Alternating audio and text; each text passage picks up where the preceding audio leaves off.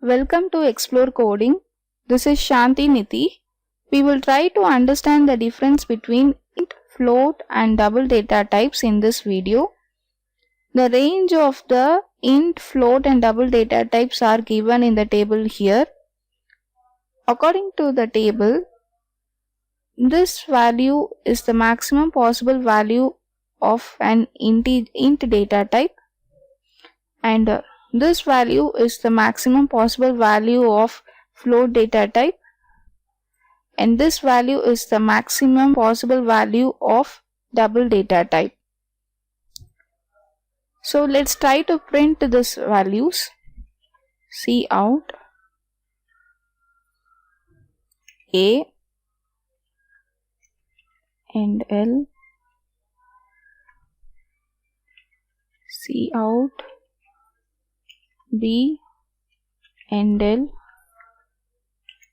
Cout C and L. Press Ctrl S to save the changes to the program. Now press Ctrl Alt N to run the simulation and see the values are printed. What if I increase the value? Actually, we cannot store a value greater than this value in an integer. See, for example, if I try to increase this value by 1, press Ctrl S and run the simulation, I get a warning and it says integer overflow.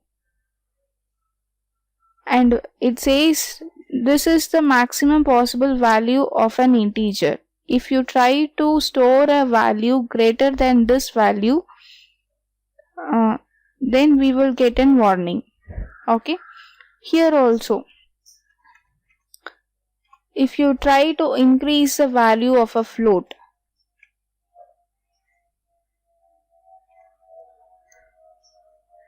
and run the simulation, you can see it says infinity.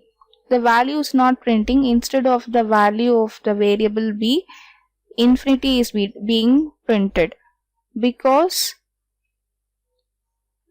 we have exceeded the maximum limit of the float data type. The maximum limit of a float data type is 3.4 into 10 to the power of 38 only. Okay. And the maximum limit of double data type is 1.7 into 10 to the power of 308. If you try to exceed the maximum limit of a double data type, again you will get a warning. It says exceeds the range. The value I have given exceeds the range of the double data type. We cannot store a value greater than the maximum possible value of a particular data type. Hope the difference between int, float and double data types are clear. If you like this video, subscribe my channel to get notified when I upload a new video. Thank you.